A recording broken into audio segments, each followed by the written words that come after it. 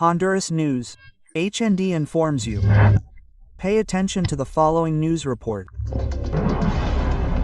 In a geopolitical twist that has shaken both Washington and Tegucigalpa, new revelations point to a formal attempt to obtain a presidential pardon for former President Juan Orlando Hernández, currently sentenced to life in a federal prison in the United States for crimes related to drug trafficking. According to international sources linked to the ICM press department and offices in the U.S. Capitol, this request could be presented in a matter of hours or days to former President Donald Trump in what would be one of the most controversial maneuvers in the recent history of American justice. This attempt at redemption is not improvised. For months, Roger Stone, Trump's controversial campaign strategist, has raised his voice denouncing an alleged monumental injustice committed against whom he considers a strategic ally of the United States in Central America. Stone has mentioned in several interviews that Hernández was key to Trump's immigration and security goals in the region, which would make him, in his words, a political prisoner of the democratic judicial system.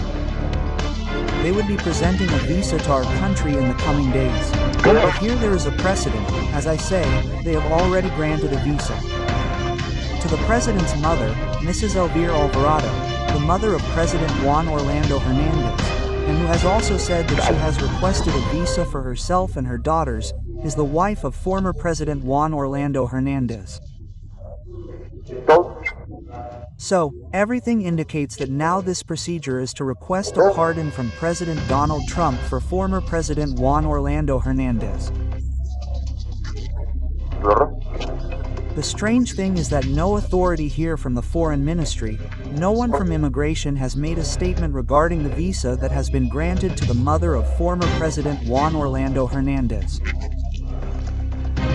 Don Carlos, how do you think the political landscape would be reconfigured if this pardon for former President Juan Orlando Hernández were taken for granted, or if it were a reality?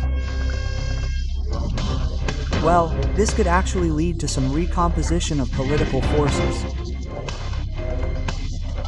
Remember that the narco dictatorship has been alleged for the past 12 years. I believe that this whole narrative, if it could be avoided a bit by former President Donald Trump granting this permission, this narrative of the narco dictatorship.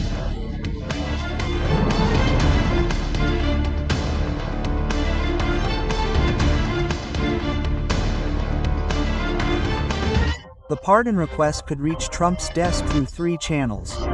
The first, through a consortium of lawyers who would present the case to the Department of Justice. The second, with the mediation of Senator Marcos Rubio, an influential figure in the Republican Party, who could submit the request from the State Department. And the third, the most surprising, is that Donald Trump himself acts on his own initiative, arguing public knowledge of the case and his affinity with a former Honduran president. If this pardon is granted, Hernández would go from a federal cell in New York to the streets of the world as a free man, in a process without appeals or judicial review. A presidential pardon is absolute, irreversible, and solely at the discretion of the sitting president. Trump has already shown his willingness to exercise it in high-profile cases, from political allies to participants in the assault on the Capitol. In that sense, Juan Orlando Hernández's name could be added to a select and controversial list of beneficiaries. However, the reaction in Honduras has not been long in coming. Analysts, politicians, and victims of Hernández's regime are warning about the danger of publicly rehabilitating a man convicted of drug trafficking, identified as the head of a narco-state that operated with impunity for more than a decade. The mere rumor of a possible pardon has shaken the power structures in Tegucigalpa, where allies and adversaries fear a media comeback by Hernández that could have unpredictable consequences on the national political scene. The truth is that the world is watching closely. Will Donald Trump be the one to grant freedom to one of the most controversial presidents in Latin American history? Or will the conviction of the man who transformed Honduras into a regional drug trafficking hub stand firm? When a person has a visa, first of all, I don't know what type of visa it will be, but I imagine it's a B1, B2, or tourist visa, because it can't be any other visa. Number 2, when the Bureau of Prisons requests a visit from anyone and who can visit, let's start there, who can visit people who are detained in the United States. Number 1, Articles 35 and 36 of the Vienna Convention on Consular Relations, which everyone knows and no one knows how it is applied. The consul or ambassador can enter U.S. federal, state, and local detention centers to visit their nationals, because it is the communication that the receiving state has with the requesting state. 2. Who else can go in there? Of course, doctors, to do general checkups, and those people who are on a list, where the person inside the prison gives permission to the warden, that is, the head of security for the prison, and tells him that these people X, Y, Z can come and visit him. Now, who conducts the visits and what are the instructions during the visit? One can be by phone, it can be via video if they have the system, it can be through letters, or it can be physically in person.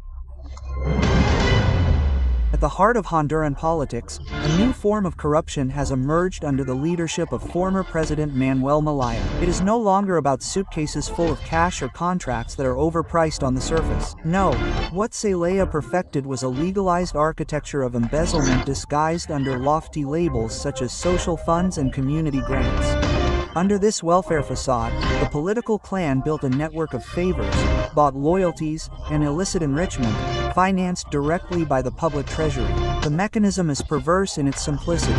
Millions of lempiras are channeled to deputies, mayors, and political operatives of the ruling party through supposed social development or humanitarian aid projects. However, there are no controls, oversight is non-existent, and the final beneficiaries are rarely the communities. This form of corruption, less noisy but more effective, has turned social funds into a political petty cash box with which campaigns are financed, votes are bought, and criticism within Congress is silenced. With this new look,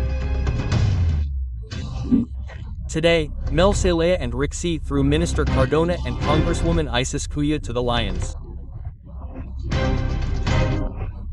Isis Cuya was a young, beautiful, and elegant congresswoman, subjected to political oppression by a high-ranking member of the family. She seized power and power and power. She removed Elvia Valle and other members of Congress and leaders of COPAN from power. Today, after the corruption scandal involving more than 40 members of the Free Party, 70 members of the Free Party to be exact, they are blaming her alone, but the problem is it all of them? It's all those who have taken money, it's the entire fund, it's all that rot that's there. And pay close attention to this information. Member of Congress Maribel Espinoza has launched a strong accusation, pointing to the current administration as having created a new version of corruption. Let's see what she posted on her social network X.